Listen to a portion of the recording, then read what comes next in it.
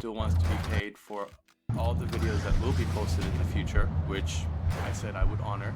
But then on the live stream, he goes on to say, I didn't want zero recognition, because that's entirely what this was about. Honestly, I didn't care about the money. I still don't care about the money. which contradicts what he texted me. But this is one of the weaker rebuttals again. You don't have to care specifically about the money to still want it for the work you've done, because it could be about what the money represents, a recognition of one's work they put in. I don't care about sponsor money that much, but when I do the sponsor, I still expect the payments. For my own personal pride, to know that I'm worth it. If he really cared about the money, I find unlikely that he would have settled for such a proportionally low amount, given how much the audience valued him, regardless of Dan's perspective. It's very easy to blow up this drama, and it did blow up, and everyone piled on. But you can't lose sight of what inspired it, the fact that a person just didn't feel like he was part of a family that the audience perceived as existing. That's what you had to combat, and in a way Dan did combat that, but he kind of misses the point again. If I really thought of him nothing more than an employee, I would have never taken this VidCon or Disneyland. If I was not friends with him, I wouldn't be friends with him. If I thought that I didn't think of him as a friend, I wouldn't invite him to go camping with me. I wouldn't introduce him to my girlfriend or my family. I wouldn't take him to camping. I wouldn't try to go watch movies with him. I wouldn't invite him to the parties. I would only invite my friends over to. There are no real receipts provided for this. I'll provide benefit of the doubt that they probably happened, because it doesn't change the point. The point was that whatever happened outside of YouTube, it was an insult to Stephen how he is treated on the channel. He felt like an employee. He felt perceived as one, and I believe that. I struggle to imagine doing a collaborative channel with a legitimate friend and not having a shares-based agreement. But simply put, I don't think Daniel viewed it as collaborative. I think that no matter what happened in their discussion, no matter how angry they got, the fact that they never came to the agreement that there was a way to share income was the most indicative factor in the failure of their friendship. Because a share is not just worth, it is trust, and there was no trust here. It's claimed that Dan doesn't even share income details with Posa, but that is not mentioned. Dan references the trips to Disneyland and VidCon, but Stephen himself in the stream that Dan responded to said that he felt the intent wasn't there.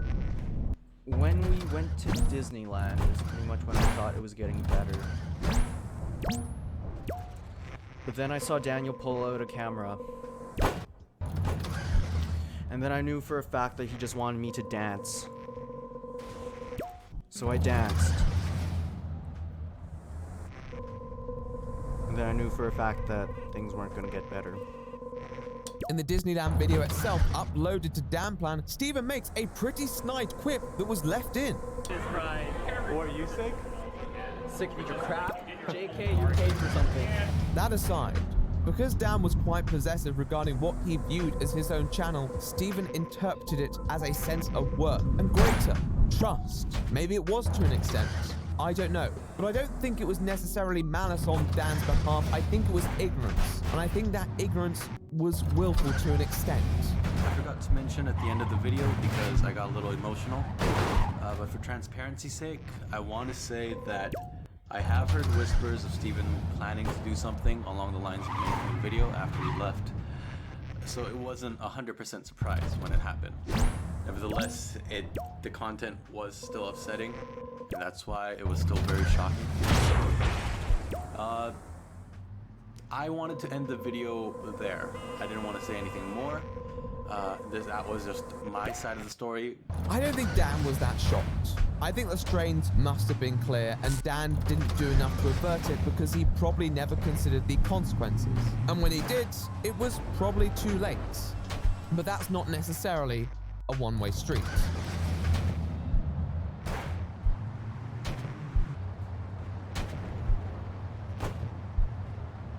A lot of public drama on this scale happens because one party decides that actually they don't want to talk it out privately. They want to go nuclear. They want to call someone out. Now, Steven's video isn't your typical call-out post. It doesn't seem tailor-made to be a channel-ending video, but I think its impact spoke volumes to how people viewed him as a part of the channel. However, with the whole future of the channel in jeopardy, was it worth it? Was it the right thing to do? In Daniel's response video, he posts various conversations between himself and Steven. The relevant conversation showed the aftermath of Steven's private departure from the channel. Daniel is very attentive after Steven lists out his personal issues, suggesting twice that they meet up, which is something that Daniel himself references in his response video. So first things first, before he released that video, I already wanted to talk to him in person. In regards to him leaving, I asked him once after he left to meet up. He said he wanted to do in a call, but we never got in a call. And then later he texted me again and I said, let's please meet up, let's have some coffee, but he declined again. Daniel knew there was an issue. He wanted to resolve it privately. However, sometimes things shouldn't just be talked about privately. Sometimes we do need to go public with our grievances to make sure that a person is held to account. There are plenty of situations where such a promotion can help other people come forward with their own problems. And plenty of times a private conversation with a coercive person can help suppress possible consequences facing down a person and postpone the ultimate confrontation and maybe make this person's abuse of power even worse. Sometimes it can be an intimidation tactic, but it's hard to tell with a lot of people. Was going public relevant here, especially in the way that Steven did? Let's talk about it. Well, firstly, I think what we have to discuss is why on earth Steven decided not to talk it out in private. In fact, why he never indicated at all that he planned to make a video, while still talking to Dan at that time. To many people, such behavior would seem pretty snaky, and to be honest, they're not inherently wrong. If we discount the idea that he had malintent, why would he do this? I think the one quote that explains it is here. So, do I think there was any way to avoid the situation? No. A heavy hand is only moved by a heavier hand. He viewed it as imperative that he do this, but many would argue, going off Steven and Daniel's videos, that this conflict was clearly avoidable. However, in the streams there are some details which I found quite important, such as this. After our fight, Hosa was still talking to Dan about getting money out to other people, to the animators, to me, to everyone else. But Daniel was so stubborn, and he thinks that his wages are okay. They clearly aren't. I will get into the wage issue after, but it was just not, and Hosa and me were not passive in this. Now, Daniel doesn't respond to every stream point, and he doesn't have to, but I am surprised he didn't respond to this one. As to me, it's an important detail that could decide whether a situation is avoidable or not. Also, I want to briefly mention about Hosa, because Steven talks about Hosa. Due to the possible legal implications that may come out affecting Hosa negatively, I'm not going to talk about the transactions and terms we have come to an agreement to. It's something that we both come to an agreement with. That's all I will say. Him and I are still good. Business-wise, it's something that had to happen, and it's something that really can't be talked about online. It's a private matter, and that's it. He cites legal ramifications in declining to talk about certain details regarding pay and Hosa, but I don't think the idea that Hosa was negotiating on behalf of his friends would fall under that. Now, for argument's sake, I'm going to assume that Steven's perspective is the case, and that Hosa was indeed attempting to negotiate with Dan, and that Dan rebuffed these negotiations and showed no intention to alter pay. Essentially, at the end of these failed negotiations, Steven receives the impression that there is nothing he can say or do to receive a little more respect. Hosa was fighting for more pay. That did not occur. They exhausted every option privately. So that's the first half of whether a situation is worth going public about. But what about the second? Well, I think this is the key one, and it may explain why he lied about jumping into a call regarding Disneyland, and why he didn't bring anything up prior to the video, and that is manipulation. I know what Daniel is like in real life and as a business person. And his business sense makes me very hesitant to actually talk to him again, because I know for a fact that if I put down my defenses, he's going to try to screw me over again, and I don't want that. So unfortunately, I don't think I can be friends with him anymore. Steven clearly had the expectation that if he had brought it up with Dan, Dan would be able to talk Steven out of it. This is a problem of perspective, because in Dan's mind, he would have had the opportunity to persuade Steven with his numerous facts and logic. And in Steven's mind, Dan would manipulate him into a position where he doesn't speak up and his story isn't told. Which perspective is true? Well, it really depends on what happens specifically behind the scenes, details that haven't really been admitted or conceded by either side. Steven speculated and Daniel dodged, neither of which are conclusive. I guess it made sense in Steven's head what he was doing, and like Daniel, he probably didn't consider all the consequences of not confronting it and diving headfirst in the video. And it's hard to say that what's happened to Daniel specifically and Dan's plan is completely justified. After Daniel posts his video, I want to sit down with him and actually talk things out. I do truly want to resolve this because there are still people working on Dan plan who are being mistreated, and I don't want that to happen to them. So yeah, I want to resolve this. Not for my sake, because I honestly don't want his money anymore. He does seem quite torn on his own feelings regarding Daniel, and he may well have been questioning whether he did the right thing. It's a good question. Was undermining the image of a friend and his channel, once to even help build, a justified response to the perception of an injustice perpetrated by a colleague, one that did not seem like it was going to resolve itself otherwise? Maybe not, but what would the middle ground have been? I think that's the question for discussion today. It's just a shame that Steven did have such a cynical perception of Dan, to believe that every message with a smiley face, every trip posted onto YouTube had some ulterior motive. This wasn't helped when Jay said in his video that he felt like Dan only messaged him when he had something to gain. It brings into question all the niceties. Being nice doesn't make you a good person, and some people can be awfully friendly while twisting the knife in other aspects. And that's how Steven saw Daniel, a shining smile with teeth of daggers, and Steven decided to take it down. By doing this, Steven also broke a prospective agreement that he made with Dan, which was to wait out his position until Hosa had left the channel. This was detailed in Daniel's video again. Nevertheless, I still compensate Steven for each video that he's in. That's the agreement that we made. My side of the agreement was that we try and get past this.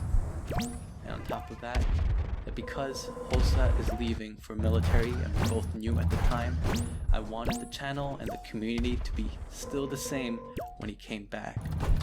So I wanted Steven to stay at least until then. We can figure something out from there on. Even the day when he left the channel, December 15th or 16th, I supported him.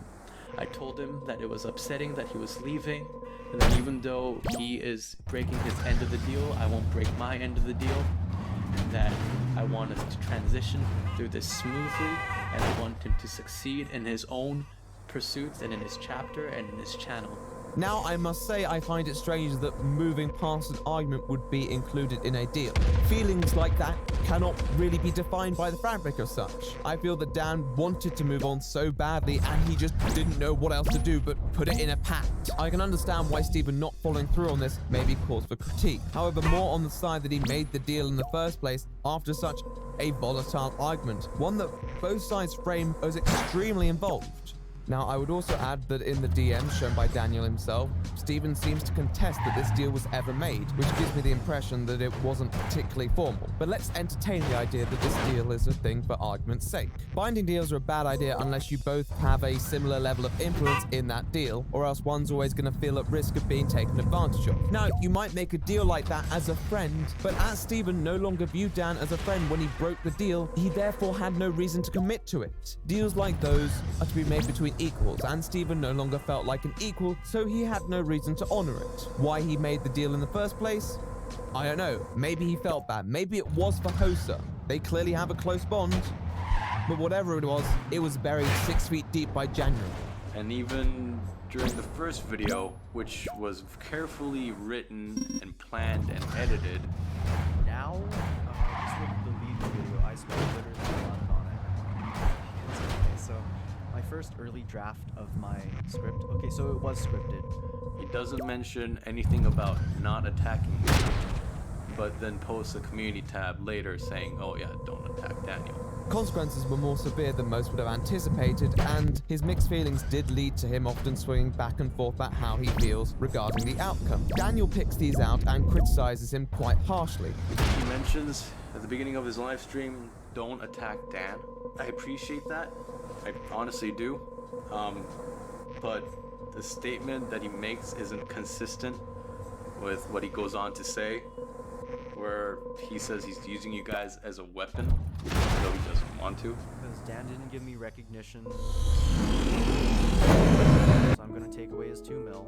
And I find. How? How?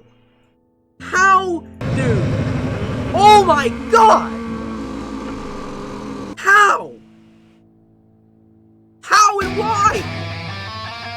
This run! Oh my god! It's finally over! I finally beat my PB.